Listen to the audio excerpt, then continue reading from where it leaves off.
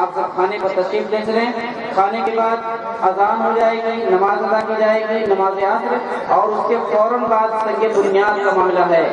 سنگ بنیاد رکھے جانے کے بعد سوال و جواب کی نشست بہت اچھی اور بہت پرمغز ہوگی، بلکہ اس سے پہلے جناب حافظ کمال صاحب مختصر خطاب فرمائیں گے آپ سب کے سامنے۔ جناب حافظ کمال ندوی صاحب آپ سب کے سامنے خطاب فرمائیں گے، اور اس کے معاً بعد سوال و جواب کی نشست ہوگی، جس میں مولانا شہاب الدین صاحب مدنی حفظہ اللہ آپ سب کے سوالوں کا جواب دیں گے۔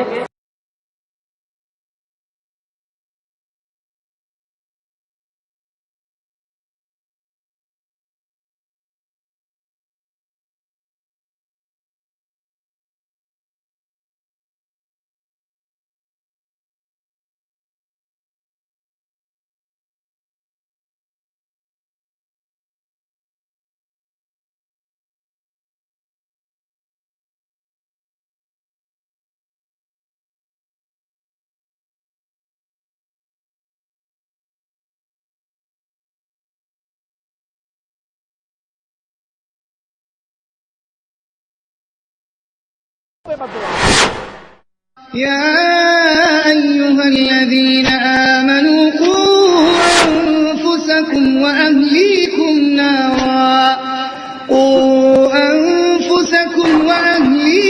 نارا وقودها الناس والحجارة عليها ملائكة غلاظ شداد لا يعصون الله ما أمرهم ويفعلون ما يؤمرون۔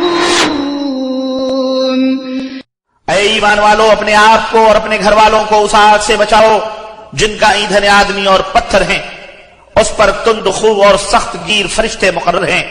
اللہ تعالیٰ انہیں جو حکم دے وہ اس کی نافرمانی نہیں کرتے، اور وہی کچھ کرتے ہیں جو انہیں حکم دیا جاتا ہے۔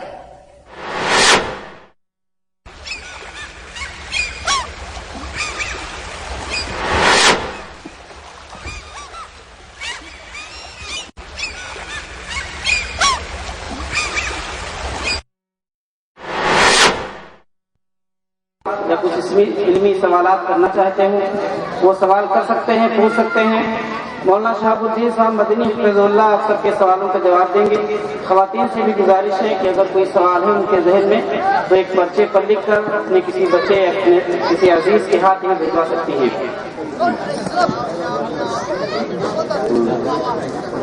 جی، سب سے پہلے خطاب ہوگا بھائی جناب حافظ کمال صاحب ندوی حفظہ اللہ کا۔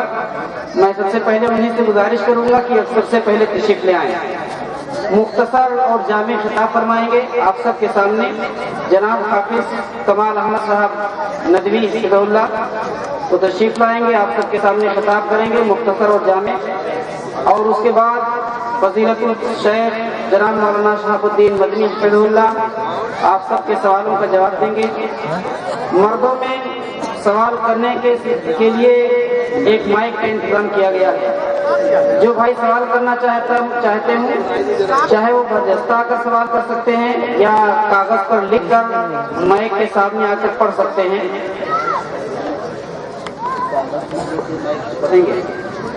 تو سوال کر سکتے ہیں، مولانا انشاءاللہ مدلل قرآن و سنت کی روشنی میں جواب دیں گے۔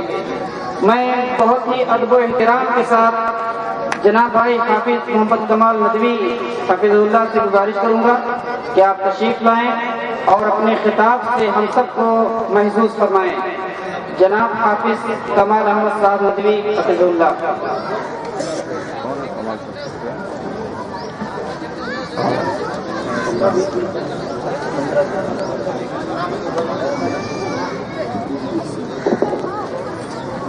السلام علیکم ورحمۃ اللہ وبرکاتہ۔ خطاب سے پہلے میں آپ سب کے سامنے ایک بڑا عرض کر دینا چاہتا ہوں۔ سنگ بنیاد آپ کے سامنے رکھ دیا گیا ہے، اور ہمارے علماء کرام کے معزز محترم ہاتھوں سے یہ کام انجام پایا ہے۔ یہ رسیدیں آپ سب کے سامنے رکھی ہوئی ہیں. ہمارے جو بھائی اس سلسلے میں تعاون دینا چاہتے ہیں وہ آ کر کے یہاں کے ذمہ داروں کے ذریعہ رسیدیں دے سکتے ہیں اور اپنا بیش قیمت تعاون دے سکتے ہیں. رسیدیں یہاں آپ سب کے سامنے ہیں. اس سلسلے میں سنگ بنیاد یہاں کا تعمیری کام اب فوراً شروع ہو جائے گا. اگر آپ اپنے حق میں صدقہ جاریہ بنانا چاہتے ہیں تو آپ تعاون دے کر کے رسیدیں لے سکتے ہیں. خطاب ہوگا جناب حافظ کمال صاحب ندوی پر. إن الحمد لله نحمده ونستعينه ونستغفره ونؤمن به ونتوكل عليه ونعوذ بالله من شرور أنفسنا ومن سيئات أعمالنا من يهده الله فلا مضل له ومن يضلل فلا هادي له وأشهد أن لا إله إلا الله وحده لا شريك له وأشهد أن محمدا عبده ورسوله صفيه من خلقه وخليله بلغ الرسالة وأدى الأمانة ونصح لهذه الأمة وجاهد في الله حق جهاده وتركنا على المحجة البيضاء ليلها كنهارها لا يزيغ عنها إلا هالك من يطع الله ورسوله فقد رشد ومن يعص الله ورسوله فإنه لا يضر إلا نفسه ولا يضر الله تعالى شيئا.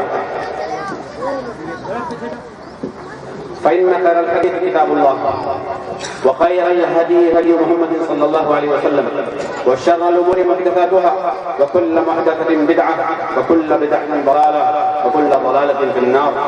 أما بعد فأعوذ بالله السميع العليم من الشيطان الرجيم. بسم الله الرحمن الرحيم. رجال لا تلهيهم تجارة ولا بيع عن ذكر الله وإقام الصلاة وإيتاء الزكاة يخافون يوما تتقلب فيه القلوب والأبصار. معزز علماء کرام اور معزز سامعین، بزرگان دین اور میری پردہ نشین ماں و بہنوں، ہم سب آپ کا استقبال کرتے ہوئے اسلامی طریقے سے آپ کو سلام کرتے ہیں. السلام علیکم ورحمۃ اللہ وبرکاتہ. حضرات، آپ لوگ صبح سے اس جلسے میں شامل ہیں اور کافی تھک چکے ہیں اور کہنے کے لیے کچھ بھی باقی نہیں رہا ہے. سب کچھ سارے موضوعات آپ کے سامنے آ چکے ہیں اور ہر پہلو سے آپ کو مطمئن کرنے کی کوشش کی گئی ہے. اللہ کی قسم، ہم پر وہ گند پھینکی جا رہی ہے جو خود لوگ مستحق ہیں اس گند کے، وہ ہمارے اوپر ڈالی جا رہی ہے اور ہم صرف اس گند کی صفائی کرنے میں صبح سے اپنا وقت ضائع کریں. یہ غور کرنے کا مقام ہے. ساری کائنات میں مسلمانوں کو ذلیل کرنے کی ایک سازش چلی جا رہی ہے، ایک کوشش ہو رہی ہے اور اس میں کہیں نہ کہیں مسلمان کو ذلیل کرنے میں شامل ہے. آج ایک گالی کب دی جاتی ہے عام طور سے اور وہ ہمیں دی جاتی ہے. شاید آپ لوگ اس لفظ کو نہ سمجھ پاتے ہوں یا سمجھتے ہوں تو اس کو اس مفہوم میں سمجھتے ہوں جس مفہوم میں آپ کے سامنے رکھا جاتا ہے. کہا جاتا ہے اہل الحدیث گمراہ ہیں. آپ سمجھیں کچھ گمراہی کسے کہتے ہیں معلوم؟ ہاتھ اٹھا دیجیے، ہم سمجھ جائیں گے گمراہی کسے کہتے ہیں. گمراہ عربی میں اس کو بولتے ہیں بلال، واد لام الف اور لام اب بلال. اور گمراہ یعنی جس کا راستہ گم ہو گیا. آپ کو معلوم ہے اس کائنات میں صرف ایک راستہ ہے جو صحیح راستہ ہے. بات سمجھیے گا. یہ جو ہمیں گالی دی جاتی ہے ہم بتائیں گے انہیں کہ یہ گالی کس کے اوپر جاتی ہے. اس کائنات میں صرف ایک راستہ ہے جو سیدھا راستہ ہے. کائنات میں دوسرا کوئی راستہ آدم سے لے کر آج تک سیدھا نہیں آیا. کائنات کے سارے راستے دوسری طرف جاتے ہیں اور اس کائنات میں صرف ایک راستہ ہے جو جنت کی طرف جاتا ہے.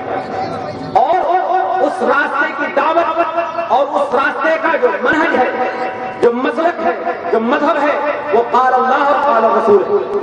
ہم اپنے مولوی کی طرف تمہیں نہیں بلاتے، ہم اپنے مفتی کی دعوت نہیں دیتے، ہم کسی اپنے بڑے کو تمہارے سامنے نہیں لاتے، ہم صرف ان سے اتنا کہتے ہیں آ اللہ کی طرف، آ رسول اللہ کی طرف۔ یہ جرم ہے، یہ گناہ ہے، تم ہمیں کدھر بلاتے ہو؟ تمہاری منزل کیا ہے اور تمہارا مقصد کیا ہے؟ ہمیں گالیاں بڑھانے سے پہلے اپنے گریبان کو کھولو، اس کو چاک کرو، اس میں دیکھو تمہارے اندر کتنی گمراہیاں پڑی ہیں، اور تم جلسے سجاتے ہمیں گالیاں دیں، صرف اور صرف گالیاں پکڑی جاتی ہیں، اور کائنات میں اگر ہم سب سے بری گالی سمجھتے ہیں تو وہ گالی ہے ہمارے لیے کہ کوئی ہمیں گمراہ کرے، کوئی ہمیں گمراہ کرے۔ آپ سورہ فاتحہ پڑھتے ہیں کہ نہیں؟ رات اور دن میں فرض کتنی رکعتیں ہیں؟ کوئی بولتا نہیں ہے کیا؟ یہ تقریر ہماری، جب ہم کہیں آپ کے سامنے ہو تو سمجھیے کہ آپ سے ہماری گفتگو ہے، یہ تقریر نہیں ہے، بات کو سمجھنے اور سمجھانے کی بات کر رہے ہیں۔ رات اور دن میں فرض کتنی رکعتیں ہیں؟ 17، ماشاء اللہ تبارک اللہ، 17 رکعتیں ہیں۔ ہر رکعت میں سورہ فاتحہ پڑھی جاتی ہے نہیں؟ پڑھتے ہیں، اس میں ایک آیت ہے، اہدنا الصراط المستقیم، دعا مانگتے ہیں کہ نہیں؟ میرے پروردگار ہمیں سیدھے راستے پر چلا، ہدایت والے راستے پر چلا۔ آپ بتا سکتے ہیں ہدایت کے کتنے راستے؟ جی ایک راستہ، اور وہ راستہ کدھر جاتا ہے؟ جنت کی طرف، جنت کی طرف۔ وہ راستہ سورہ ہود کو لیا، اور اس سورہ ہود میں ایک آیت ہے جس کو اپنی قوم سے کہا ہے ہود علیہ السلام نے، وَإِنَّ رَبِّي عَلَىٰ صِرَاطٍ مُسْتَقِيمٍ، میرا رب، میرا پروردگار صراط مستقیم پر ہے۔ بات سمجھ میں آ رہی ہے؟ ہدایت کا راستہ جہاں اللہ ہے، ایک دلیل ملی اب، اللہ کہاں ہے؟ صراط مستقیم پر۔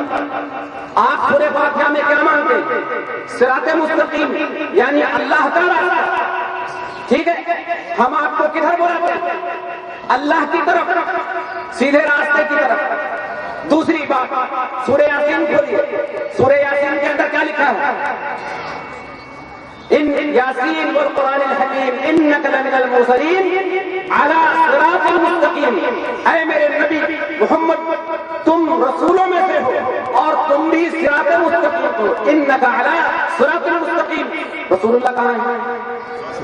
صراط مستقیم پر۔ اللہ کہاں ہے؟ صراط مستقیم پر۔ رسول اللہ کہاں ہے؟ صراط مستقیم پر۔ اور مومنین کی جو راہ ہے وہ کون سی راہ ہے؟ صراط مستقیم۔ ہم صرف ایک راستے کی طرف بلاتے ہیں، ہے نا؟ کیا یہ راستہ گمراہی کا ہے؟ ہاتھ اٹھائیے، ہاتھ اٹھائیے، اللہ کی قسم بتائیے، ہاتھ اٹھائیے، کیا یہ گمراہی کا راستہ ہے؟ جس طرف اللہ ہے ادھر ہمارا بلانا یہ گمراہی ہے، جس طرف رسول اللہ گئے اس طرف بلانا یہ گمراہی ہے، جس طرف مومنین صالحین صدیقین شہداء گئے یہ اس راستے کی طرف بلانا گمراہی ہے۔ لیکن ہے کن کے لیے؟ جو دوسروں راستوں کی طرف بلا رہے ہیں۔ میری طرف آ جا، یہ پگڈنڈی کھولی جنت کی طرف اس میں آ جا، یہ شارٹ کٹ ادھر آ جا، اس طرف سے چلیں گے، ان کا واسطہ لے کے چلیں گے، ان کے ساتھ چلیں گے، ان کے لیے یہ راستہ گمراہی ہے۔ بات سمجھ میں؟ جو اپنی طرف بلاتے ہیں ان کے لیے یہ گمراہی کا راستہ ہے، اور آج وہ اسی کا پرچار کر رہے ہیں، اور اسی بنا پر ہمیں کہا جاتا ہے کہ یہ گمراہ ہے۔ بتائیے ہم گمراہ ہیں؟ یہ اتنی بڑی گالی ہے، کوئی بھی گالی دے، لیکن جب کوئی گمراہ کہتا ہے تو جسم کے اندر انگارے پھونکنے آگ نکل جائے، میری زبان سے دھوپ نکل رہی ہے، موضوع نہیں کھائی، بات کرنے کا جی نہیں چاہتا، لیکن ایک آدمی آ کے ہمیں کہے گمراہ اور ہم خاموش رہے، وہ ہمیں گالی دے کے چلا جائے ہم خاموش رہے، ہمیں لعنت ہے ایسی زندگی پہ کہ ہمیں کوئی گمراہ کرے اور ہم خاموش رہے، نہیں رہ سکتے، مر سکتے، کٹ سکتے، مار سکتے، مروا سکتے، لیکن خاموش نہیں رہ سکتے، ہمیں گمراہ نہ کہا جائے۔ زبان ہمارے منہ میں بھی وہی گندم کا دانہ ہم بھی کھاتے ہیں جو تم کھاتے، اسی زمین پہ ہم بھی پلے پڑے جس زمین پہ تم پلے پڑے۔ گمراہی کی گالی نہ دی جائے، اگر گالی بکو گے تو کل سے ہمارے اسٹیج بھی اسی طرح سے سڑیں گے، پھر گالیاں تو کی جائیں گی۔ لیکن افسوس ہے کائنات میں ہم مسلمانوں کو ذلیل کیا جا رہا ہے اور تم بھی ہمیں ذلیل کرنے لگے، اور صرف اس بات کی سزا دے رہے ہو کہ ہم کہتے ہیں آؤ اللہ کی طرف، آؤ رسول اللہ کی طرف، آؤ ابو بکر کی طرف، آؤ امام کی طرف۔ ہم نے بلایا کسی کو امام کی طرف؟ ایک چیز یہ گالی کا جواب ہے۔ ایک کہا جاتا ہے کہ یہ ملکہ وکٹوریا کی انگریز کی اولاد ہے، انگریزوں نے ان کو پیدا کیا، یہ انگریزوں کا پیدا کرتا تھا، یہ باقاعدہ چھاپے جا رہے ہیں اور بیان کیے جا رہے ہیں، تقریروں میں بھی کہا جا رہا ہے، تحریروں میں بھی لکھا جا رہا ہے۔ فرقہ، آپ لوگوں میں سے ہاتھ اٹھا کے بتائیے فرقہ کسے کہتے ہیں؟ فرقہ کسے کہتے ہیں؟ فرقہ کسے کہتے ہیں؟ بہت کم لوگوں کو پتا ہے، آئیے ہم آپ کو بتاتے ہیں فرقہ کسے کہتے ہیں۔ ایک چیز ہوتی ہے نام، ایک چیز ہوتی ہے جگہ، اور ایک چیز ہوتی ہے مقام۔ نام اور مقام اور ایک جگہ۔ آپ یہ بتائیے اس کائنات میں جتنے بھی فرقے ہیں، ہر فرقے کا کوئی نہ کوئی بانی ہے، یا تو وہ شخصیت ہے یا تو وہ کوئی مقام ہے۔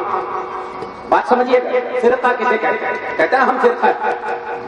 جب انگریز اس دھرتی پہ آیا، آپ اس تاریخ کو دیکھیے، اور اس کے بعد میں ایک فرقہ یہاں کائنات میں، اس ہندوستانی کائنات کے اندر وجود میں آیا 1856 میں، ٹھیک، ایک فرقہ وجود میں آیا 1866 میں، ایک فرقہ وجود میں آیا 1891 میں۔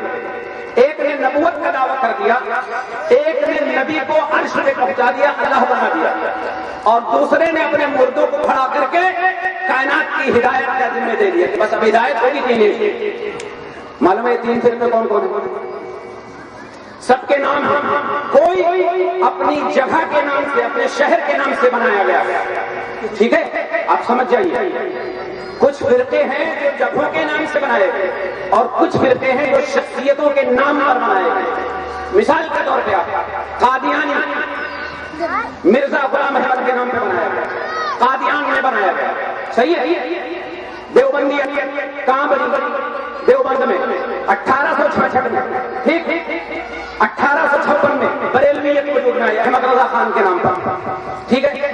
جاؤ چیلنج کرتے ہیں، اہل حدیثوں کی تاریخ بتا دو کہ یہ کب بنے، بتاؤ۔ فرقہ کسی کے نام پہ بنتا ہے کہ شہر کے نام پہ بنتا ہے۔ معلوم ہے ہم کیا ہیں؟ ہم تحریک ہیں، ہم وہ آوازہ ہیں جو محمد رسول اللہ صلی اللہ علیہ وسلم نے کوہ صفا پر چڑھ کر کائنات کے لیے لگایا تھا۔ قولوا لا الہ الا اللہ تفلحوا تملکوا العرب والعجم، لوگوں پڑھو لا الہ الا اللہ۔ اور آج کائنات کے ہر انسان کے لیے ہماری دعوت ہے، لوگوں چاہے وہ مسلم ہو، چاہے وہ عیسائی ہو، چاہے وہ یہودی ہو، چاہے وہ بدھسٹ ہو، جس مذہب سے تعلق رکھتے ہیں، ہم سب کے لیے اعلان کرتے ہیں، قولوا لا الہ الا اللہ تفلحوا تملکوا العرب والعجم۔ ساری کائنات تمہارے قدموں میں ہوگی اور تم پھر بھی کسی کا فرقہ نہیں کہلاؤ گے۔ جاؤ ہمارے امام کو ڈھونڈو، ہماری کوئی فرقہ ہے؟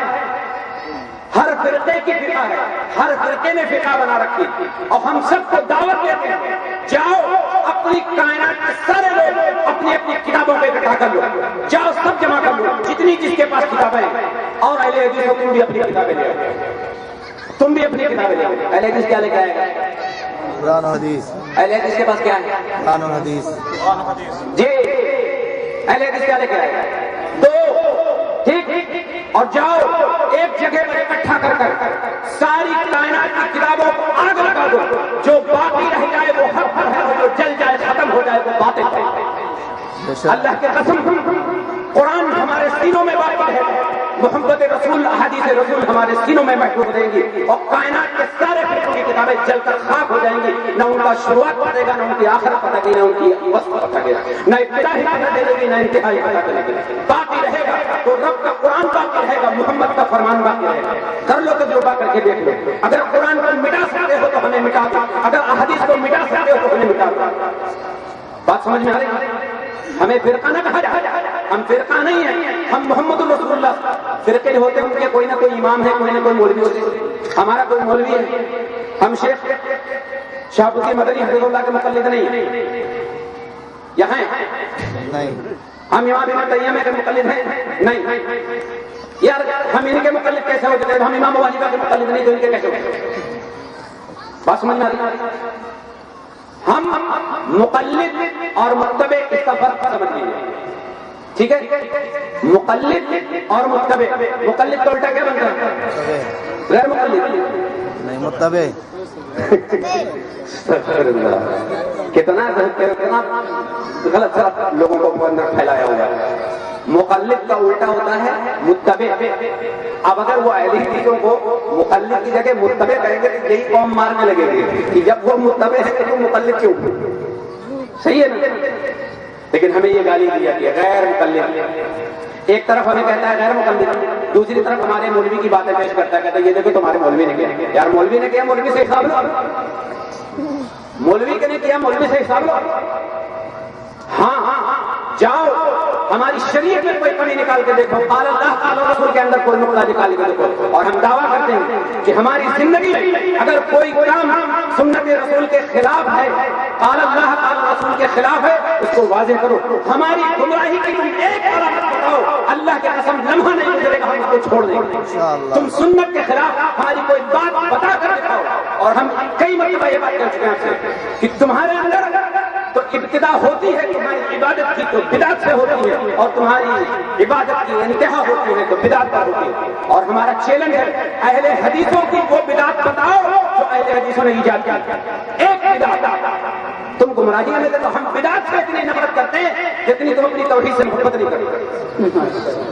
جتنی تم اپنی توحید سے محبت نہیں کرتے ہم بدعت سے اس سے زیادہ نفرت کرتے ہیں. تم ہمیں گمراہ کہنے لگے. اللہ کی قسم وہ دن آنے والا ہے اس ہندوستان کی زمین میں جب تم یہ گمراہی کے لفظ اپنے لیے موڑ دو جو ہماری طرف منہ کھول رکھے تم. انشاءاللہ دعا کرو یار, یہ دعا کے لفظ اللہ تبارک تعالیٰ وہ دن قال اللہ تعالیٰ رسول کے لیے لائے. یہ گالیاں ان کے دینے والے خود ان کو دے, ہمیں نہ دیں. ہم کسی کو گالی نہیں دیتے. اتنی دیر سے گفتگو ہو رہی, گالی بکی میں نہیں, گالی نہیں بکی, لیکن ایکشن کا ریئیکشن ضرور ہے. گالی نہیں بکی, گالی ہم اپنے پہ آ جائے, کوئی ہم سے زیادہ گالی دینے والا ہے. ہم بھی بک لیتے ہیں, ہم بھی اسی زمین میں پیدا ہوئے, ہم بھی تمہارے ساتھ رہتے اٹھتے ہیں, لیکن ہم گالیاں نہیں کرتے. کیوں؟ ہمارے نبی صلی اللہ علیہ وسلم نے گالیاں نہیں دی, وہ کلمے پڑھائے, دعائیں دی. جس قوم نے مارا, جس قوم نے گالی دی, اللہ کے نبی صلی اللہ علیہ وسلم نے ان کے لیے کیا کہا تھا؟ اللہم اہد قومی فانہم لا یعلمون. اے میرے پروردگار انہیں ہدایت دے دے, یہ نہیں جانتے. ہم تمہیں بھی یہی کہتے ہیں, اللہ تمہیں ہدایت دے دے کیونکہ تم سمجھ نہیں رہے. بات سمجھ میں آ رہی ہے؟ گفتگو بات کو یہیں پہ ختم کروں. میں نے جو آیت پڑھی تھی سرسری ترجمہ کروں, ٹھیک ہے, اس میں بات تو بہت اچھی تھی. میں نے اس لیے یہ آیت پڑھی تھی کہ آپ کے سامنے اس پہ بات کروں گا. رجال مرد کہا گیا ہے ان کو, لا تلہیہم تجارت ولا بیع عن ذکر اللہ. تجارت, بزنس, خرید و فروخت ایسے لوگوں کو نہیں ہٹا سکتی اللہ کے ذکر سے. اللہ کے ذکر سے غافل نہیں کر سکتی. کن کو بات سمجھ میں آئی؟ رجال لا تلہیہم تجارت ولا بیع عن ذکر اللہ واقام الصلاۃ وایتاء الزکاۃ یخافون یوما, ڈرو اس دن سے.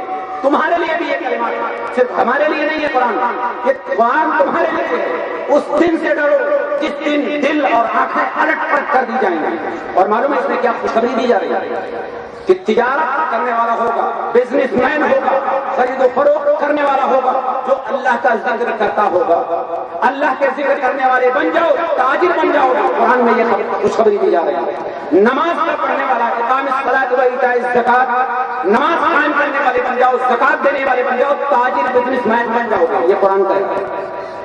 بات سمجھ میں اللہ تبارک تعالیٰ سے دعا ہے کہ اللہ تبارک تعالیٰ ہم سب کو اللہ کا ذکر اور قرآن اور نماز کو سچائی کے ساتھ, حق کے ساتھ, ویسے ہی جیسے صحابہ اکرام نے سمجھا ہے, ہم سب کو بھی اسی دین پر چلنے کی توفیق عطا فرمائے, اور اسی طرح سے ہمیں صحابہ اکرام کے نقش قدم کو اپنانے کی توفیق عطا فرمائے. صلی اللہ علیہ نبینا محمد وعلی آلہ وصحبہ اجمعین. السلام علیکم ورحمۃ اللہ وبرکاتہ. یہ تھے ہمارے بھائی حافظ کمال احمد صاحب ندوی حفظہ اللہ, جو اپنا درد دل آپ سب کے سامنے بیان کر رہے تھے اور کتاب و سنت کی وضاحت کر رہے تھے, اور جو دوسروں کی طرف سے ہمارے اوپر تانا زنی ہوتی ہے اس کی صفائی دے رہے تھے ایک طرح سے. اس کے بعد سوال و جواب کی نشست ہے, آدھا گھنٹہ صرف ہے. اس وقت 4:25 ہو گیا ہے ایک طرح سے, اور 5 بجے تک یہ سوال و جواب کا پروگرام چلے گا. میں اپنے بھائیوں سے گزارش کروں گا کہ علمی سوال کریں, کوئی بہت زیادہ اختلافی سوال کرنے کی کوشش نہ کریں. سوال ایسے ہوں جو سمجھنے کے لیے ہوں اور ان مسائل پر ہوں جو ہمارے جی 5 بجے تک یہ پروگرام چلے گا, آدھا گھنٹہ. آپ سبھی لوگوں سے علمی سوال کریں. ہاں اگر کوئی مائک سے سوال کرنا چاہے تو وہ بھی آ سکتا ہے.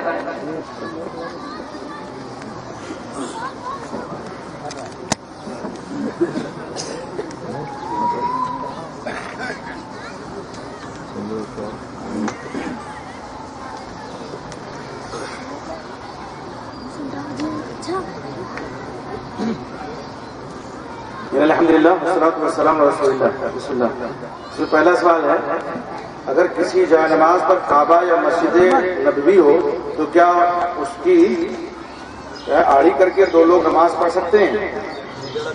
ٹیڑھا بچھا کے نا. جبکہ ایک شخص کا پیر کعبہ یا مسجد پر ہو تو کیا اس چیز سے کعبہ یا مسجد کی توہین ہوتی ہے؟ عام طور پہ ہوتا ہی یہی ہے کہ مسلوں پہ خانہ کعبہ یا مسجد نبوی کا گنبد خضرا لوگ بناتے ہیں. برا سب سے پہلا مسئلہ تو یہ ہے کہ کیا منقش جائے نماز ہونی چاہیے جس پہ خانہ کعبہ کی تصویر ہو یا گنبد خضرا ہو؟ تو ایک الگ مسئلہ ہے، وہ بھی ایک بحث کا مسئلہ ہے. احتیاط ضروری ہے اور بہت منقش جائے نماز نہیں ہونی چاہیے، اس لیے کہ توجہ بڑھ جاتی ہے نماز میں اور نماز کی جو روح ہے خشوع خضوع وہ ختم ہو جاتی ہے. البتہ اب اگر کسی مصلی پہ ایسی تصویر بنی ہوئی ہے خانہ کعبہ کی تو وہ مصلی اڑا بچھا کر کے دو لوگ کھڑے ہوتے ہیں تو خانہ کعبہ پہ پیر پڑتا ہے، تو کیا یہ بے حرمتی ہے یا توہین ہے؟ نہیں میرے بھائی، یہ توہین نہیں ہے خانہ کعبہ کی، اس لیے کہ مسجد اللہ کا گھر ہے، خانہ کعبہ اللہ کا پہلا گھر ہے اور اس کی چھت پہ بھی چڑھنا حدیث سے ثابت ہے. حضرت بلال رضی اللہ عنہ کی اذان ثابت ہے اور اس کے اندر آج بھی لوگ جاتے ہیں. ایک مخصوص وقت پہ اس کا دروازہ کھلتا ہے مخصوص لوگوں کے لیے، تو وہ ایسی کوئی بے حرمتی نہیں ہے. ہاں البتہ کی نیت سے پیر رکھتا ہے تو یہ غلط ہے، لیکن اگر کوئی اس پہ نماز پڑھتا ہے تو یہ برمتی نہیں ہے. سوال مشکات شریف باب و صفت الصلاۃ اور مسلم کی حدیث حضرت عائشہ سے مروی ہے کہ نبی اکرم صلی اللہ علیہ وسلم نے مردوں کو منع کیا ہے کوہنی بچھا کر سجدہ نہ کریں. مطلب کہنے کا یہ ہے کہ منع کیا ہے کوہنی بچھا کے سجدہ کریں، سجدہ کرنے سے منع کیا ہے، لکھیا نہ کریں. اور عورت کو حکم ہے کہ کوہنیاں بچھا کر سجدہ کریں. یہ کہاں ہے؟ میرے بھائی جس نے بھی سوال کیا اس میں ذاتی کر دی ہے. حدیث کے الفاظ صرف اتنے ہیں کہ اس طرح نہ بچھاؤ اپنا ہاتھ جس طرح سے کتا بچھاتا ہے، کہ افتراش قلب. اور یہ عام حکم ہے، اس میں عورت و مرد کی کوئی تخصیص نہیں ہے، اس میں تمام نمازیوں کو آپ صلی اللہ علیہ وسلم نے خطاب کیا ہے. یہ سوال جو آیا ہے اس کا جواب تو میں نے تقریر میں ایک بات کہی تھی، کیا عورت و مرد کی نماز کا طریقہ الگ ہے یا نہیں؟ دیکھیے جیسے کہ میں نے صحیح بخاری کی حدیث کا ٹکڑا سنایا تھا، صلو کما رأیتمونی اصلی. آپ صلی اللہ علیہ وسلم نے فرمایا جس طرح تم نے مجھے نماز پڑھتے ہوئے دیکھا ہے اسی طرح نماز پڑھو. یہ خطاب آپ کا سب سے ہے. صحابہ کرام موجود تھے، آپ نے نماز پڑھی اور صحابہ کرام نے دیکھا، ان سے بھی. ہم نے آپ کو نہیں دیکھا لیکن حدیث کی کتابوں میں آپ کی نماز کی کیفیت معلوم ہے اور یہ حدیث رسول معلوم ہے. اس لیے جو آپ کی نماز کی کیفیت ہے، کیفیت صلاۃ میں کوئی فرق نہیں ہے. البتہ میں نے بتایا تھا شرائط صلاۃ میں، جیسے کہ عورت کے بارے میں آپ صلی اللہ علیہ وسلم نے فرمایا کہ لا تقبل صلاۃ المرأة الا بخمار، بغیر اوڑھنی کے عورت کی نماز قبول نہیں ہوگی. تو عورت کے لیے ضروری ہے کہ اس کے سر پہ اوڑھنی ہو، اگر نہیں ہے تو نماز قبول نہیں ہوگی. اسی طرح لباس کا مسئلہ ہے، لباس ساتر ہو سب کے لیے، اور مردوں کا لباس ٹخنوں سے اوپر ہو اور عورتوں کا لباس ٹخنوں سے نیچے ہو. تو یہ کچھ شرائط ہے، البتہ کیفیت میں کوئی فرق نہیں ہے. کیا عورت اپنے بالوں کو ضرورت کے طور پر کاٹ سکتی ہے یا نہیں؟ جبکہ عورت کے بالوں میں قینچی لگانا حرام ہے. دیکھیے عورت آج جو فیشن ہے بال کٹنگ کا واقعی منع ہے، اور عورت کو مرد کی مشابہت اختیار کرنے سے آپ صلی اللہ علیہ وسلم نے فرمایا منع فرمایا ہے. آپ صلی اللہ علیہ وسلم نے فرمایا لعن اللہ المتشبہات بالرجال، ان عورتوں پر اللہ کی لعنت ہو جو عورتیں مردوں کی مشابہت اختیار کرتی ہیں. وَلَعْنَ اللَّهُ الْمُشَبِّهِينَ بِالنِّسَاءِ اور الْمُتَشَبِّهِينَ بِالنِّسَاءِ، اور وہ مرد جو عورت کی مشابہت اختیار کرے اس پر بھی اللہ کی لعنت ہے. اور لعنت جب کسی پر ہو تو گویا اللہ کی رحمت سے وہ دور ہو گیا. اور جس چیز پہ لعنت بھیجی گئی ہو وہ اشد ممانعت والی چیز ہوتی ہے. سب سے زیادہ منع جو چیز ہوتی ہے اسی پہ لعنت بھیجی جاتی ہے. اور آپ صلی اللہ علیہ وسلم نے ایسی عورتوں پہ لعنت بھیجی ہے. اس لیے جو بوائے کٹنگ بال ہیں بعض عورتوں کے یا کٹواتی ہیں وہ کسی طرح سے بھی جائز اور درست نہیں ہے. ہاں اگر کوئی ایسی بیماری ہے سر میں اور ضرورت اس بات کی دائی ہے اور بیماری بڑھنے کا خطرہ ہے اور بال بغیر کاٹے وہ بیماری دور نہیں ہو سکتی ہے, وہ استثنائی صورتحال ہے. اور اس موقع پر ظاہر سی بات ہے کہ جان بچانے کے لیے بعض دفعہ اضطراری عمل کرنا پڑتا ہے اور اس کی دلیل خود قرآن میں الا ما استحببتم, حرام چیز اضطراری کیفیت میں حلال ہو جایا کرتی ہے. تو اگر کوئی ایسی اضطراری کیفیت ہے, مثلا کینسر ایک بہت بھیانک بیماری ہے, اس کا علاج اللہ نے نازل کیا ہے علم من علم وجہل من جہل. جو جانتا ہے جانتا, لوگ نہیں جانتے آج تک نہیں دریافت کر سکیں علاج, تو کہتے ہیں لا علاج بیماری ہے. کوئی بیماری لا علاج نہیں ہوتی. اللہ علیہ وسلم فرماتے ہیں ما انزل اللہ تعالی الا انزل له شفاء, اللہ نے کوئی بیماری نہیں نازل فرمائی مگر اس کے لیے اللہ نے شفا نازل فرمائی. علم من علم وجہل من جہل, جس کو معلوم معلوم اس کو نہیں معلوم. یہ نہیں کہنا چاہیے بیماری لا علاج ہے, لیکن آج یہ بیماری واقعی بھیانک ہے. اس میں بعض دفعہ ایسا ہوتا ہے کہ ایک دوا استعمال کرائی جاتی ہے جس سے بال جھڑ جاتے ہیں, وہ چاہے داڑھی کے بال ہوں چاہے سر کے بال ہوں. تو اس بیماری پہ 6 مہینے تک کنٹرول اللہ کے حکم سے ہوتا ہے اور دوا میں اللہ ہی شفا دیتے ہیں. دوا خود بتاتے خود کوئی کارگر نہیں ہوتی ہے, لیکن یہ اس کا نگیٹو اثر ہے. اب اس موقع پہ صحت اگر مطلوب ہے اور بال جھڑ جاتے ہیں تو اس موقع پہ کوئی حرج نہیں. ایک سوال ہے کہ اللہ کے رسول صلی اللہ علیہ وسلم اپنی قبر میں زندہ ہیں. دیکھیے ایک بڑا اہم مسئلہ ہے. اللہ رب العزت نے 3 عالم بنائے ہیں. ایک یہ عالم دنیا ہم اس کو کہتے ہیں, ہم سانس لے رہے ہیں اس میں مکلف ہیں. ایک ہے عالم برزخ اور ایک ہے عالم آخرت. عالم دنیا میں آدمی جو سانس لیتا ہے تو اس کو کہتے ہیں کہ زندہ ہے, لیکن یہی آدمی جب عالم برزخ میں پہنچ جاتا ہے تو دنیا کے اعتبار سے اس پر موت طاری ہو گئی. اور قرآن میں اللہ رب العزت نے فرمایا انک میت وانہم میتون, بے شک آپ بھی وفات پانے والے ہیں اور یہ بھی مرنے والے ہیں. اور فرمایا وما محمد الا رسول قد خلت من قبلہ الرسل افإن مات او قتل انقلبتم علی اعقابکم. محمد صلی اللہ علیہ وسلم اللہ کے رسول ہیں, اس سے پہلے بھی رسول گزرے. کیا اگر ان کی وفات ہو جائے یا شہید کر دیے جائیں تو اپنی ایڑیوں کے اوپر پیچھے ہٹ جاؤ, آپ ہو جاؤ گے. یہ آیات اس بات کی دلیل ہے کہ آپ صلی اللہ علیہ وسلم کی وفات ہو چکی ہے. اور وہ واقعہ جو صحیح بخاری اور مسلم اور دیگر کتب حدیث میں ہے کہ جب وفات کی خبر حضرت عمر رضی اللہ عنہ کو پہنچی تو تلوار لے کے کھڑے ہو گئے. کہا تو کہہ لے گا محمد صلی اللہ علیہ وسلم کو وفات ہوگی, مار دوں گا اس کی گردن.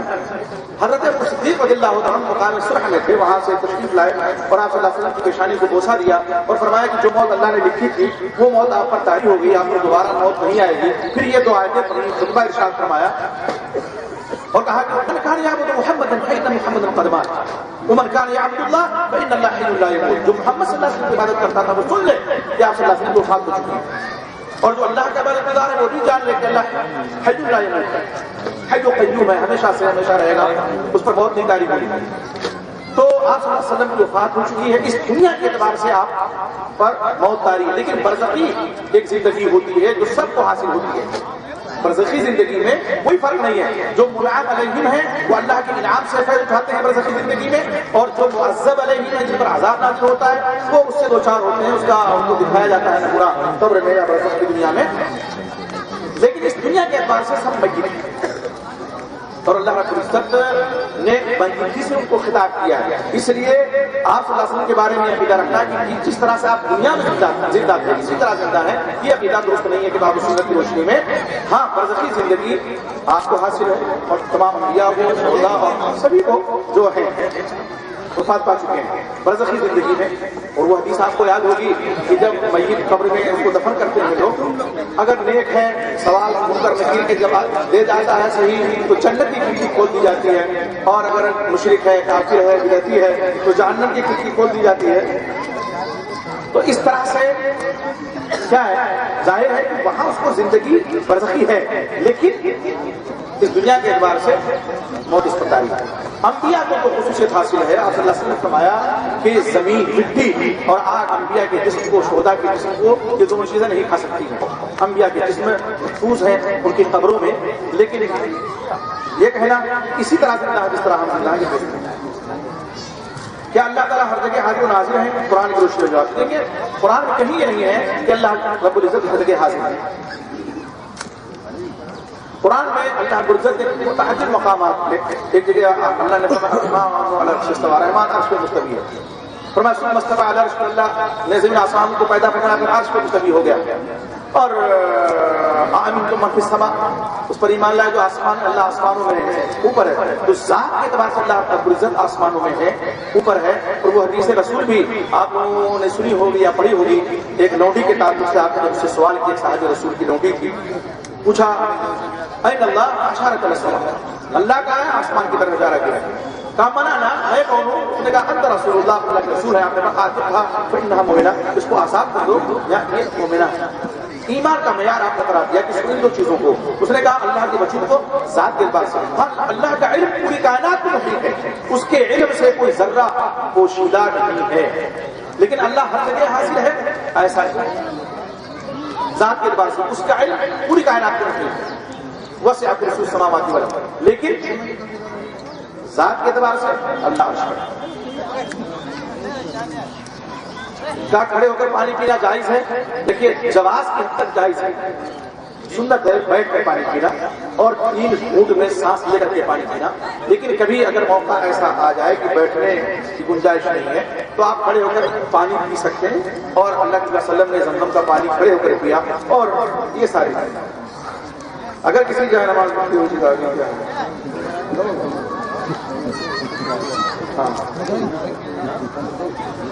ایک صاحب بتا فرمائے کیا قبروں پر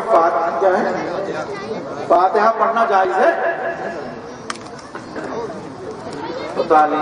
فاتحہ بہت ضرور ہے. جہاں پڑھنا چاہیے وہاں پڑھتے نہیں ہے اور جہاں نہیں پڑھنا چاہیے وہاں پڑھتے ہیں. فاتحہ دیکھیے شیء غیر محلی جانتے ہیں پڑھے لکھے لوگ علماء طلبا کی ظلم کسے کہتے ہیں؟ شیء غیر محلی. اسی میں نے کہا کہ بہت مظلوم ہے یہ کہ کسی چیز کو اس کی اصلی جگہ سے ہٹا کے دوسری جگہ رکھ دیا جائے. سورہ فاتحہ نماز میں پڑھنی چاہیے، اس میں لوگ نہیں پڑھتے. قبر پہ ثابت ہی نہیں اللہ کے وسلم سے وہاں پڑھتے. تو قبر پہ فاتحہ پڑھنا یا کل چاروں کل پڑھنا یا قرآن مجید کی تلاوت کرنا یا صلی اللہ علیہ وسلم ثابت نہیں ہے. ایک بات اور سمجھ لیں کہ قرآن کا پڑھنا عبادت ہے، سورہ فاتحہ پڑھنا عبادت ہے. اور عبادت توقیفی ہوتی ہے، یعنی عبادت وہی کریں گے جو ثابت ہے. وہ یہ نہیں دلیل مان سکتا کہ منع کی دلیل دیجیے. منع کی دلیل اس لیے نہیں کہ عبادت کے مسئلے میں جب یہ ہے کہ جو ثابت ہے وہی کریں گے اور جو ثابت نہیں ہے وہ نہیں کریں گے. سب منع ہے وہ ثابت نہیں ہے. السلام علیکم میں خطبہ جمعہ دینے کی دلیل اردو میں خطبہ جمعہ کی دلیل. اچھا سوال ہے. خطبہ کا مقصد پہلے سمجھنے کی ضرورت ہے کہ خطبہ کا مقصد کیا ہے. واعظ و نصیحت. واعظ و نصیحت دیکھیے جو لوگ اردو میں خطبہ دیتے ہیں ایسا نہیں کسی اردو میں کہتے ہیں. خطبہ جو مسنونہ ہے اس کو عربی ہی میں کہتے ہیں. اور قرآن کی جو آیتیں پڑھتے ہیں حدیث پڑھتے ہیں اس کا ترجمہ اور اس کی تشریح اپنی زبان میں اپنے لینگویج میں کرتے ہیں. وہ چاہے اردو ہو، چاہے ملیالم ہو، اور چاہے پشتو ہو، اور چاہے فارسی ہو، چاہے انگلش ہو. قطع نظر اس کے کی صرف اردو ہو. تو جب خطبے کا مقصد واعظ و نصیحت ہے اور نصیحت جب ہم مخاطب کی زبان میں کریں گے تبھی پڑھنے پڑے گی. خاتم الناس عقل العقول حکم ہے. اب عقل ان کی اس کو باور ہی نہیں کر رہی ہے، سمجھ میں نہیں آ رہا ہے، ہم پڑھتے جا رہے ہیں. تو یہی ہوگا نا کہ زبان یار من ترکی ومن ترکی نمیدان.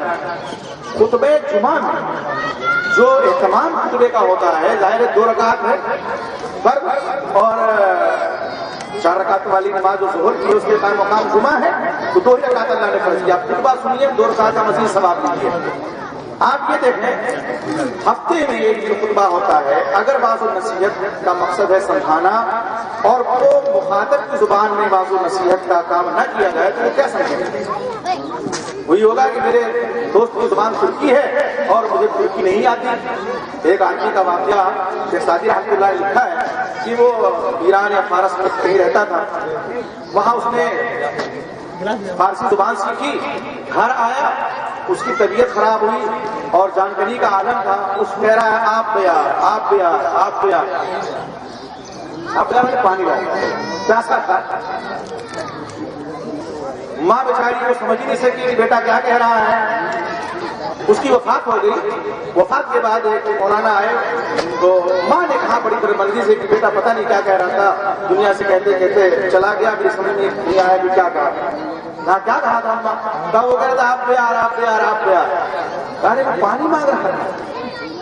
وہ بڑھیا بیچاری سر پٹک کے رہ گئی، کہا پانی تو سرہانے ہی رکھا ہوا تھا لوٹے پہ، میں سمجھ نہیں سکتا۔ افسوس ہوا، جان تو اپنے وقت میں ہی جانا ہے، لیکن ماں کو غلط ہے نا کہ میں سمجھ نہیں سکی، اس کی آخری خواہش بھی پوری نہیں کر سکی کہ آخری خواہش بھی پوری ہو جائے، پانی پلا دے۔ تو دیکھیے وعظ کا مقصد کیا ہے، خطبے کا مقصد کیا ہے، سمجھانا۔ یہ مقصد حاصل ہونا ضروری ہے، اور اس کی دلیل بھی ہے، اللہ کے نبی محمد رسول اللہ صلی اللہ علیہ وسلم نے بعض صحابہ کرام کو سریانی زبان سیکھنے کا حکم دیا۔ کیوں؟ تاکہ یہودی جو تھے اور بعض کو عبرانی زبان سیکھنے کا حکم دیا، وہ قرآن میں ہیر پھیر نہ کر سکیں۔ جب صحابہ اس زبان کو سیکھ لیں گے، اگر وہ کوئی رد و بدل کرتے ہیں تو فوراً پکڑ لیں گے کہ تم نے اللہ نے یہ فرمایا، تم کہتے ہو یہ۔ تو ہر زبان کا سیکھنا، اور تمام زبانیں اللہ ہی کی بنائی ہوئی ہیں، وہ خالق الالسنہ ہے، اور اس طرح سے اگر خطبے کا مفہوم ادا ہو رہا ہے اس میں کوئی حرج نہیں۔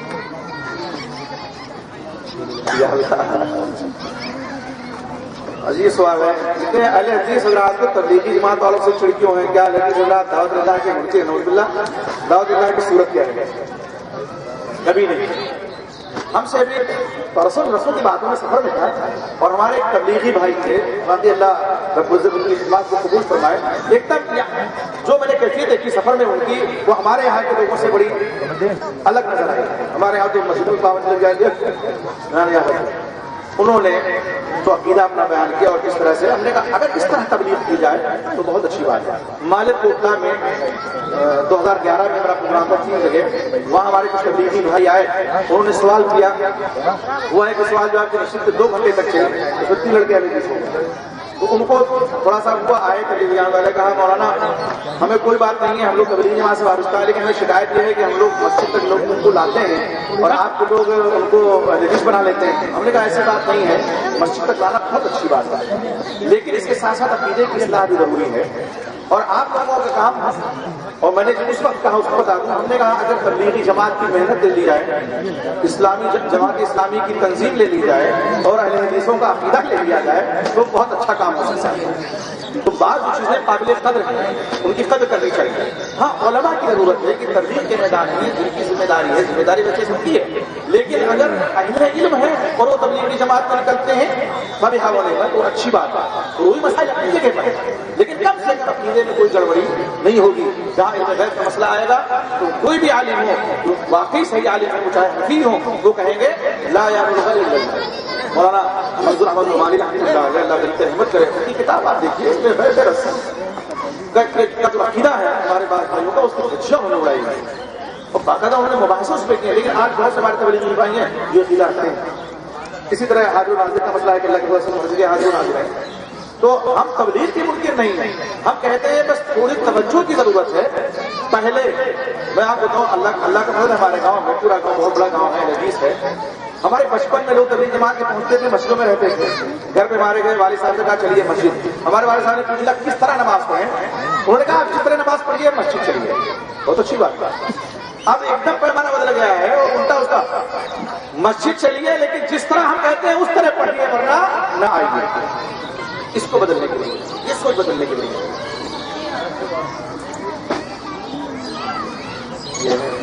کیا لڑکی کی شادی میں جو جہیز اور ولیمہ اور جشن کیا جا رہا ہے، کیا کسی حدیث میں اللہ کی کتاب میں کسی صحابی کے عمل سے ثابت ہے؟ عمل آئے سونا چاہیے۔ دیکھیے شادی بیاہ میں بہت اسراف و تبذیر لوگ کرتے ہیں،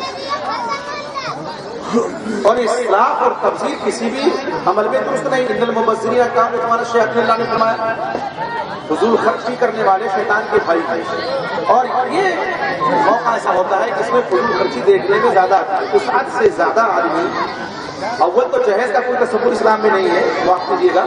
بعض لوگوں نے حضرت فاطمہ رضی اللہ تعالیٰ عنہ کے واقعے سے پتہ نہیں کیسے کشف کر لیا جہیز کے جواز کو، جبکہ اللہ کے رسول صلی اللہ علیہ وسلم نے حضرت فاطمہ کو جہیز نہیں دیا. حضرت علی کی زراعت کی جو بیچی گئی اور اس سے جو سامان ہوا تیار، چونکہ آپ دونوں کے کفیل آپ تھے، حضرت علی کے بھی کفیل آپ تھے اور حضرت فاطمہ زہرا رضی اللہ تعالیٰ عنہ کے آپ والد گرامی تھے، تو دونوں کا انتظام آپ ہی کو کرنا ہے. ورنہ اور بھی بیٹیوں کو دیکھیں آپ نے اور بھی شادیاں کی، نوز باللہ اگر یہ کہا جائے کہ حضرت فاطمہ کو جہیز دیا تو آپ کو نوز باللہ ظاہر کرنا پڑے گا کہ آپ نے بے انصافی کی اور بیٹیوں کو آپ نے جہیز کر دی. چونکہ حضرت علی کے کفیل آپ تھے اور وہ بھی یہ امر متحقق ہے کہ حضرت علی کی زرع بیچی گئی، حضرت عثمان اس کو خریدا اور اس کے بعد سامان شادی آپ صلی اللہ علیہ وسلم نے تیار کیا اور اس طرح سے چند چیزیں کر کے ان کے گھر پہ آپ نے کو الگ کیا. جہیز کا جواب اس سے ثابت نہیں ہو سکتا ہے. جہیز نے ایک فریضے سے مسلمانوں کو باقی کر دیا. وہ فریضہ کیا؟ وراثت کا. یہ فرض عین ہے میرے بھائی. وراثت جو ہے یہ فرض عین ہے. کل قیامت کے دن اللہ کے یہاں ہماری بہنیں بیٹیاں دعویٰ کر لے گی تو ہم جواب نہیں دے سکتے، یہ حقوق العباد میں سے ہے. تو بیٹی کو اس کا حق دیجیے، بہن کو اس کا حق دیجیے. وراثت میں جہیز کی رعایت کی بہت ختم ہو جائے گی. آج لوگ کہتے ہیں کہ جہیز دے دیا اب وراثت کی. مجھے کوئی بتایا کہ آج لڑکوں کی شادی میں کم خرچ ہوتا ہے؟ نہیں ہوتا ہے. ولیمہ ہے، بہو کے زیور ہیں، کپڑے ہیں. بیٹی کو آدمی زیور کم دیتا ہے، صوفہ ہے، فریج ہے، کولر ہے، یہ زیادہ کر دیتا ہے. معمولی فرق ہوگا، فرق نہیں ہوگا. تو اس طرح سے جہیز درست نہیں ہے. ہاں وہ تو ٹھیک ہے. آپ صلی اللہ علیہ وسلم نے حضرت عبدالرحمن بن عوف رضی اللہ تعالیٰ عنہ کے جسم پہ نشان دیکھا زردی کا. وہ زردی کا نشان نہیں اس لیے آیا چونکہ پہلے عورتیں کپڑا رنگتی تھی تو کچا کلر ہوتا تو وہ کپڑے کی زردی، ان کی بیوی کے کپڑے کی زردی ان کے جسم پہ لگی. عبدالرحمن کی زردی کیسی؟ تو آپ کہا کہ حضرت عبدالرحمن نے اللہ کے رسول نے شادی کر لی تھی. مدینہ اس وقت بہت بڑی بستی نہیں تھی، بہت بڑا شہر نہیں تھا. دیکھیے آج کل اگر یہ تام جھام اس زمانے میں ہوتا تو اللہ کے رسول صلی اللہ علیہ وسلم سے پڑھ کر کے کوئی باراتی حضرت عبدالرحمن کو نہیں ہوتا. آپ کو کانوں کان خبر نہیں ہوئی، شادی ہو گئی اور آپ کو معلوم ہوا تو آپ نے کچھ نہیں کہا، برکت کی دعا کی اور فرمایا بارک اللہ لکما وجمع بینکم بالخیر اور اللہ برکت دے تمہاری شادی میں، خیر کے ساتھ اکٹھا تم کو کر دے. ولیمہ کرو چاہے ایک بکرا یا بکری ہی کیوں نہ ہو، شاید اس میں جنس ہے، بکرا بکری دونوں پر اس کا اختلاف ہوتا ہے. ولیمہ تو ولیمہ یہ کرنا چاہیے.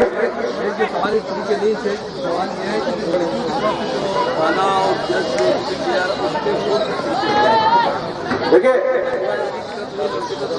اچھا، لڑکی کا باپ اگر مہمانوں کی ضیافت کرتا ہے تو یہ حرام نہیں ہے. ایک عجیب مسئلہ ہے. اس سے پہلے بھی سوال آیا تھا کانپور سے کہ کیا لڑکی کا باپ اپنی لڑکی کی شادی کے موقع پر اپنے رشتے داروں کو دعوت دے سکتا ہے یا جو لوگ رخصت کرانے آئے ہیں ان کی ضیافت کر سکتا ہے کہ نہیں؟ کچھ لوگ کہتے ہیں حرام ہے. میرے بھائی انہیں تو حرمت کا اختیار اللہ کے علاوہ کسی کو نہیں ہوتی. اللہ صلی اللہ علیہ وسلم نے بھی یہ موقع پہ ایک حلال چیز حرام کر لی تھی شاید، تو اللہ نے فوراً وہ بھی فرمایا. ہم کون ہوتے ہیں کسی کھانے کو حرام کرنے والے؟ میں کہتا ہوں 2 لوگ یا 4 لوگ اس کو کرانے آئیں گے تو لڑکی کا باپ ایسے ہی ان کو بھیج دے گا، ان کی ضیافت نہیں کرے گا. اور نکاح میں اعلان ہونا چاہیے. اگر اعلان کے طور پر رشتے داروں کو دعوت دے دی ہے تو حرام کر رہی ہے. ہاں اسراف و تبذیر منع ہے، دکھاوا منع ہے، اور بعض لوگ سود پر لے کر کے جو خرچ کرتے ہیں وہ منع ہے. تو درستی ویسے بھی نہیں ہے. تو دکھاوا نہ ہو، ریاکاری نہ ہو، اسراف تبذیر نہ ہو. اپنی حیثیت کے مطابق اگر لڑکی کا باپ ضیافت کرتا ہے تو اس میں کوئی دوسری بات نہیں. حضرت میں حبیبہ کی شادی ہوئی ہم شامل اور اسما نجاشی رحمۃ اللہ علیہ مخدرم تھے. اللہ علیہ وسلم کا زمانہ انہوں نے پایا لیکن دیدار نہیں ہوا، اس لیے صحابی نہیں کہہ سکتے ان کو. انہوں نے کیا کیا؟ کھانا کھلایا. اللہ کے رسول صلی اللہ علیہ وسلم کی طرف سے پیغام دیا حضرت محبوبہ کو. ان کے جو شوہر تھے وہ عیسائی ہو چکے تھے، مرتد ہو چکے تھے، اور پھر اللہ کے رسول صلی اللہ علیہ وسلم کی گود میں آئی انہوں نے نظر نہ رہا. تو اگر ضیافت کوئی کرتا ہے تو قرآن خوانی کرنا صحیح ہے، غلط.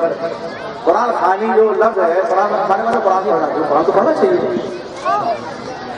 اس میں میرے خیال سے سوال یہ ہے کہ مردوں پر قرآن خوانی یا قبر میں جو لوگ قرآن پڑھتے ہیں تو قرآن پڑھنا عبادت ہے، اور عبادت ایسی جگہ جہاں ثابت نہ ہو نہیں کرنی چاہیے. میں ایک بات کہتا ہوں اور اگر دل کو لگے تو واقعی سمجھیے گا کہ قرآن خوانی کی رسم ہمیں کرنی ہی کیوں پڑے. وہ کیوں پڑھے؟ صحابہ کرام کے دور اللہ کے رسول کے زمانے کو دیکھیے، صحابہ کرام کے زمانے کو دیکھیے، کتنی موتیں ہوئی. کبھی آپ نے قرآن پڑھوایا، پارے بانٹے، پارے تو نہیں تھے، چلو یہ کہا کہ فلاں سورہ تم پڑھ دو، فلاں سورہ تم پڑھ دو، فلاں سورہ تم پڑھ دو، نہیں نا. ایک بات. دوسری بات یہ ہے کہ اگر ماں باپ نے ہمیں قرآن پڑھنے کا موقع دیا ہے، مکتب میں داخل کیا، مسجد میں بھیجا، جامعہ میں بھیجا، اور ہم نے قرآن پڑھ لیا، تو جب ہم قرآن پڑھیں گے آٹومیٹک ہمارے والدین کو ثواب ملے گا، ہمارے اساتذہ کو ثواب ملے گا. بخشنے اور بخشوانے کی کوئی ضرورت نہیں ہے. آپ فرماتے ہیں خیر کا فائل، آپ سے حدیث ہے، خیر کی طرف رہنمائی کرنے والا ایسا ہے جیسے وہ خود خیر کرنے والا نیکی کرنے والا ہے. تو جب ہم قرآن پڑھیں گے تب ملے گا جنہوں نے ہمیں قرآن پڑھنے کا ماحول دیا، مدرسے کی ذمہ داران، مدرسے کے اساتذہ، ہمارے والدین، ہمارے گھر والے. تو کاش کی یہ سوچ آ جائے تو اس کی ضرورت، اس رسم کی ضرورت جو ثابت نہیں اللہ کے رسول صلی اللہ علیہ وسلم سے، یہ نہیں پڑے گی قرآن خوانی کی. اور بعض لوگ تو باقاعدہ پارے بانٹتے ہیں، پڑے گی نہ پڑے. رجب کی مسجد میں ہمارے یہاں ایک صاحب نے لا کر کے پارے رکھے، وہ ہم نے الماری اٹھا کے بعد میں رکھی. اس لیے کی بات ہماری معلوم ایک صاحب کی وفات ہوئی، ان کا لڑکا آیا، اتفاق سے مسجد بیٹھے تھے مغرب کے بعد، وفات ہوئی رات میں، کہا وہ پارے کچھ چاہیے. تو ہم نے کہا وہ ایک دم دروازے پہ کھڑا ہوا ہے صحن میں، ہم نے کہا اندر آ جائیں گے. کیا بات ہے؟ کہا ہمارے والد صاحب کی وفات ہو چکی ہے تو پارے پڑھنا ہے. تو ہم نے کہا آئیے، بٹھانا چاہتے تھے، بات کرنا چاہتے تھے. اس لڑکے نے جواب دیا جس کے باپ کی لاش گھر میں پڑی ہوئی ہے، ہم نے کہا کہ آئیے، تو کہا نہیں میں ناپاک ہوں، مسجد کے اندر نہیں آ سکتا. کسی بچے کے ذریعے سے ہمارے گھر پہ بھیج دیجیے. والد کی لاش پڑی ہوئی ہے، بچہ ناپاک ہے، مسجد میں نہیں جا سکتا، اور اس سے پہلے ہم نے اس کو مسجد میں دیکھا بھی نہیں. پڑھیں گے تو دوسرے لوگ. ہم نے کہا میرے بھائی قرآن اس طرح سے یہاں نہیں ہوتا ہے کہ آپ پارے بانٹیں اور قرآن پڑھا جائے. اس کے بعد میں نے ہم نے کہا یا تو آئیے مسجد میں. تو ہم سمجھائیں آپ کو، وہ آئے نہیں مسجد میں، اور ہم نے الماری میں پھر بند کر کے رکھوا دیے، قرآن رکھا ہوا لیکن پارے. تو اس طرح سے اس کا شروع بھی کرنا چاہیے. زور سے آمین کہنے اور دھیرے سے آمین کہنے کے ثواب میں فرق پڑتا ہے. کیا ہے انگلی ہلانے کا کیا سوال ہے؟ آمین بالجرام اس کے پورے مسائل ہیں. ہمارے علماء احناف نے بھی مفرد فرمایا، جو معتدل علماء تھے وہاں پر رحمۃ اللہ تعالیٰ نے باقاعدہ طور پر اس کی صراحت کی ہے کہ میرے حیث دلیل کبھی دلیل آمین بالجرام کی ہے. اس پہ ہر بزرگ کی نوبت نہیں آنا چاہیے. مولانا رحمۃ اللہ نے لکھا تو رشید میں، اور رشید احمد گنگوئی رحمۃ اللہ علیہ جو استاد تھے، ان کو خط پہ لکھا، درج کیا ہے صاحب کتاب نے کہ بعض جگہوں پہ آمین بالجرام اس سے ہر بزرگ کی نوبت آ جاتی ہے، اور ایسا لگتا ہے کہ آمین بالجرام کہنے والے ان کی نماز ہی نہیں ہوتی. یہ طریقہ درست نہیں ہے. آمین بالجہر اور آمین بالسر کو موضوع بحث بنانے کے بجائے کاش کی ہم لوگ اپنا عقیدہ درست کریں. میں کہتا ہوں جو آمین بالجہر کہتا ہے ایک اللہ کے نبی محمد رسول اللہ صلی اللہ علیہ وسلم کی سنت ہے، حدیث سے ثابت ہے. صلی اللہ علیہ وسلم نے فرمایا اذا امن الامام فآمین، جب امام آمین کہے تو تم آمین کرو. ظاہر ہے امام آمین کہے تب ہم آمین کہیں. کیسے کہیں گے؟ امام آہستہ سے کہتا ہے، اس کے بعد کیسے کہیں گے؟ یہ تاکید کے لیے. اس کے بعد تعمیر ہی تعمیر ملائکہ کی غفر علیہم ما تقدم من ذنبہ، اس کی آمین ملائکہ کے آمین کے موافق ہوگی، اس کے پچھلے گناہ صغیرہ معاف کر دیے جاتے ہیں. امام بخاری رحمۃ اللہ علیہ نے حدیث کو باب الجہر کی تعمیر کے تحت ذکر فرمایا ہے. جہر کے مطلب ایک چیخ کے ساتھ اور صرف آمین کے مطلب نہیں ہے کہ بعض لوگ یہ سمجھتے ہیں آمین ہی کا حصہ کہیں جاتے ہیں. بعض نمازی جن کے یہاں آمین کا رواج نہیں ہے جہر، تو بہت سے نمازی ایسے ہیں اس میں وہ آمین کہتے ہی نہیں. تو اعتدال کا مسئلہ کی نہیں پتا ہوگا.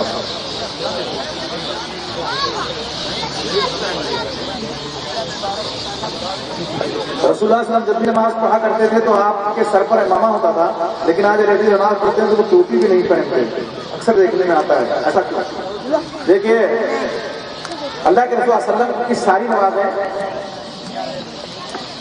امامے کے ساتھ نہیں ہوتی تھی. امام بخاری رحمۃ اللہ علیہ نے کئی حدیثیں ذکر کی ہیں. آپ کتاب الصلاۃ اٹھا کر کے کتاب الرضا اٹھا کر کے دیکھیے، اس میں صحابہ کرام کے دور کو دیکھیے. آپ صلی اللہ علیہ وسلم فرمایا جس کے پاس ایک کپڑا ہو تو وہ کندھوں سے لٹکا دے. ظاہر کندھوں سے جب لٹکائیں گے کپڑا تو سر پہ نہیں رہے گا. جواز کی دلیل ملتی ہے. ہم یہ نہیں کہتے کہ ہر نماز اور عمدن قصدن ننگے سر آدمی نماز پڑھے، لیکن اگر کوئی نماز پڑھتا ہے تو اس کو بحث کا مدعا بنا کر کے نہیں کہنا چاہیے اس کی نماز نہیں ہوئی، اور کسی کو ہمیشہ یہ معمول نہیں بنا لینا چاہیے.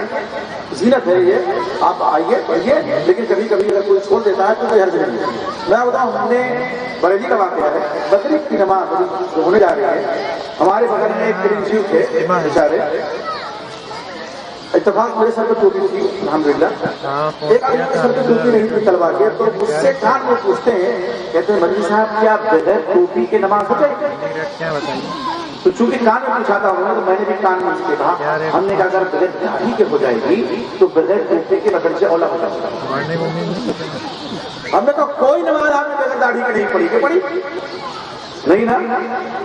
کوئی نماز بغیر داڑھی کے آپ صلی نے نہیں پڑھی ہے، صحابہ کرام نے بغیر داڑھی کے نہیں پڑھی. اور کتنے لوگ بغیر داڑھی کی نماز پڑھتے ہیں، اس پر کوئی اعتراض نہیں، کوئی لکیر نہیں، صرف ٹوپی بچھائی. اور بہت سی مسجدوں میں جلدی جلدی ٹوپیاں رکھی رہتی ہیں، بھائی بغیر اس کو ملا کر کے پلاسٹک لوگ رکھ دیتے ہیں، اتنے نہیں لگائے تو لا کے رکھتے رہتے ہیں، جراثیم ہوتے ہیں. اگر کوئی نہیں پہنے ہیں اس کو آپ حکمت عملی سے سمجھائیے. تو اس کو بحث کا مدعا بنا کر کے پیر کا تار بنا دیتے ہیں لوگ، رائے کا پہاڑ بنا دیتے ہیں، اور یہ باقاعدہ اختلاف ہوتا ہے دونوں طرف سے. صحیح نہیں. ورثہ میں ایک مخنث ہے، بیٹی ہے، دو بیٹا ہے اور باپ. قرآن حدیث میں بیٹی بیٹا اور باپ کا حصہ متعین ہے، لیکن مخنث کا حصہ نہ قرآن ہے اور نہ حدیث میں. ٹھیک سوال ہے. دیکھیے ایسا ہے، مخنث کی تو بحث ہے، آپ کو یہ چیز ملے گی، لیکن حدیث میں بھی اس کی شرح میں نہیں بتا دیں. مخنث میں بھی کیٹیگری ہوتی ہے، مرد مخنث اور عورت مخنث. تو جو مائل رجل ہو، جو مائل تو جو نہیں مردوں کی طرف مائل ہو، مطلب داڑھی ہوئی ہوئی ہے اور سب کچھ ہے، قوت مردان کی نہیں ہے، تو ان کا شکار مردوں میں ہو.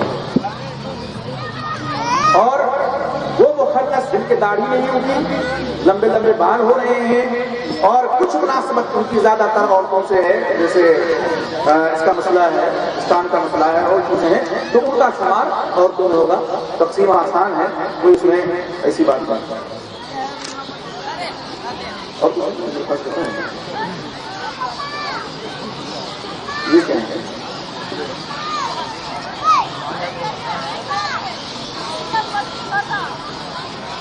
سوال ہے، کیا مقلد کے پیچھے ہم متبع سنت کی نماز ہو جاتی ہے؟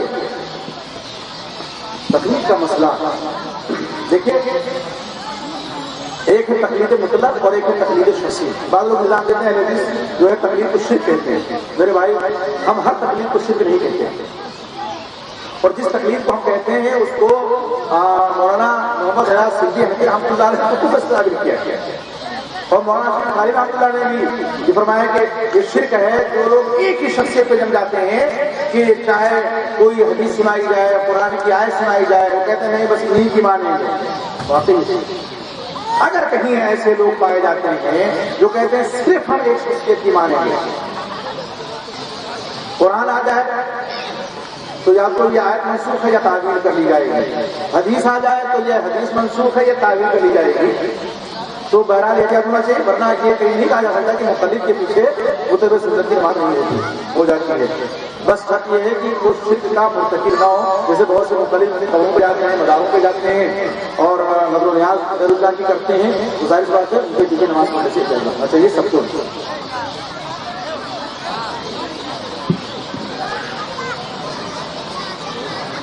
ہاں یہ دیکھیے، واللہ ہمارا کو یہ سوال ہے، اینما کنتم کا معنی کیا ہے اگر ہر جگہ حاضر نہیں ہے؟ دیکھیے، معیت کا یہ مطلب نہیں ہے کہ آدمی بغل میں کھڑا ہو یا ہر جگہ ہو. اس کی ایک موٹی مثال ہے، وللہ المثل الاعلی. ایک نیتا ہے، الیکشن میں کھڑا ہوا ہے، تو ہم کیا کہتے ہیں؟ ہم آپ کے ساتھ ہیں. تو کیا مطلب؟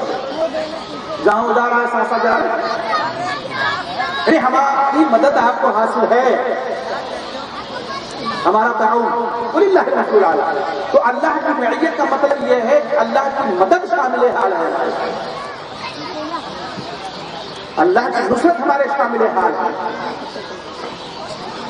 اور یہ بات آپ کو بتاؤں، بات آئی ہے اللہ کے لیے مدد اور نصرت تو آپ استعمال کر سکتے ہیں، لیکن یہ نہیں کہہ سکتے کہ اللہ کا تعاون ہمارے شامل آ جائے، اس لیے کہ تعاون کو دونوں طرف سے بات ہوتی ہے، تو اللہ کے لیے لفظ تعاون استعمال نہیں کرنا چاہیے۔ تائید، نصرت اور مدد، تعاون ایک انسان دوسرے انسان سے کر سکتا ہے کہ آپ ہمارا تعاون کریں، ہم آپ کا تعاون کریں، تعاون میں تفاعل ہے نا، مشارکت ہے۔ تو اللہ کی معیت اس کی نصرت ہے، اس کی مدد ہے، اس کی تائید ہے۔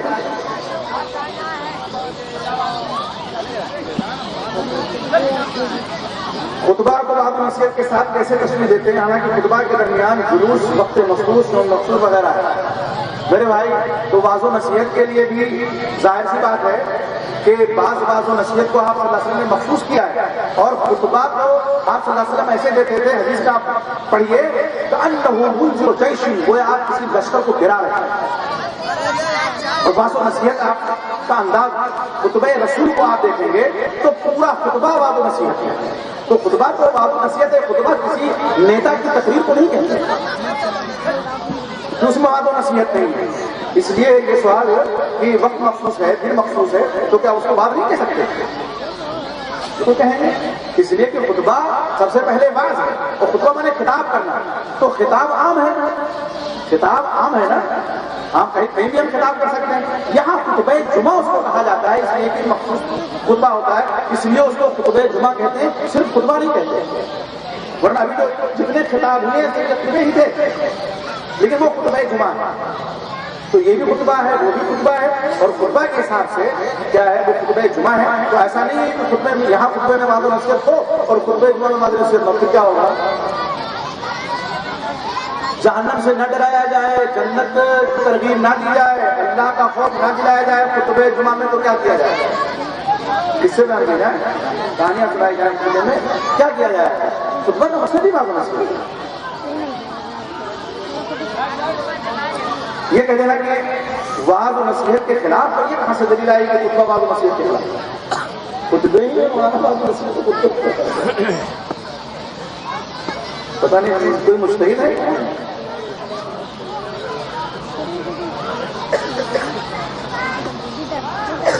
میرا خیال سے ہو گیا، تھوڑی وسیع کی گئی ہے، پاکستان کا تھوڑا حصہ میرا نماز پڑھا جی جی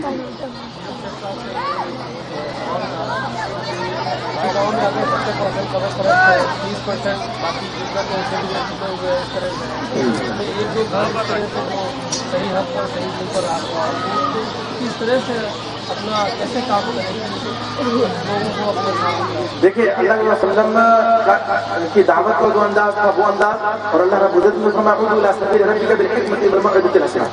ہماری دعوت کا طرز امتیاز یہی ہے کہ ہم واضح و نصیحت جو کرتے ہیں حکمت کے ساتھ، موعظۃ حسنہ کے ساتھ، یہی حکم ہے قرآن میں، ادعو الی سبیل ربک، ہم سمجھائیں میرے بھائی یہ درست نہیں، یہ درست نہیں۔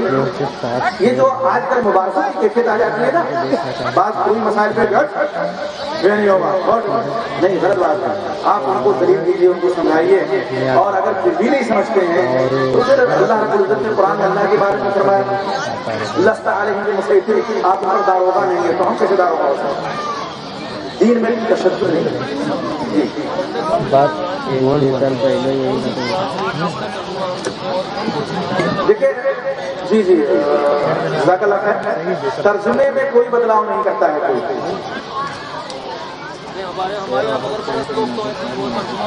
کنز الایمان ہے، دیکھیں کنز الایمان ہے، احمد اللہ صاحب کا ترجمہ ہے، اور اس پہ تفسیر ہے مراد آبادی سے، تو ترجمے میں نہیں، تفسیر میں جیسے مثلا اب یہی ہے انک میت و انہم میتون،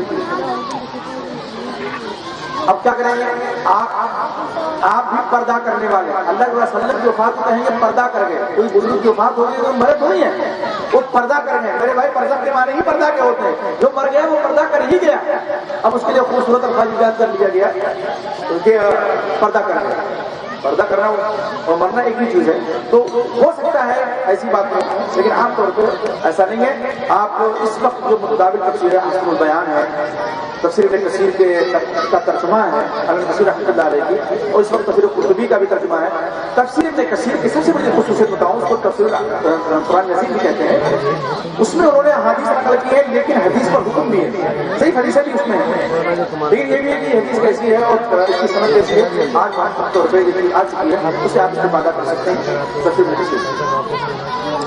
एक सवाल है, कब्रिस्तान से मस्जिद मिली हुई थी, जब मस्जिद थोड़ी वसी की गई तो कब्रिस्तान का थोड़ा हिस्सा इसमें आ गया, तो क्या उस मस्जिद में नमाज पढ़ना दुरुस्त है? देखिए, अव्वल तो ये नहीं होना चाहिए। आप सल्लल्लाहु अलैहि वसल्लम ने क्या फरमाया? लानल्लाहु यहूद व नसारा इत्तखज़ू कुबूर अंबियाहिम मसाजिद। दमे बाप से अल्लाह की लानत हो यहूद व नसारा पे, उन्होंने अपने नबियों की कब्रों को सज्जागाह बना लिया। और एक हदीस में आप सल्लल्लाहु अलैहि वसल्लम ने फरमाया कि कब्र पे नमाज ना पढ़ो, कब्र की तरफ उठ करके नमाज ना पढ़ो। अगर ये कब्रिस्तान इस तरह है कि मस्जिद में आ गया है तो बहरहाल वहाँ नमाज दुरुस्त नहीं। हाँ, अगर मस्जिद कब्रिस्तान से अलग है और किबले की तरफ नहीं है और कब्रें उसमें नहीं है तो कोई हर्ज की बात नहीं है।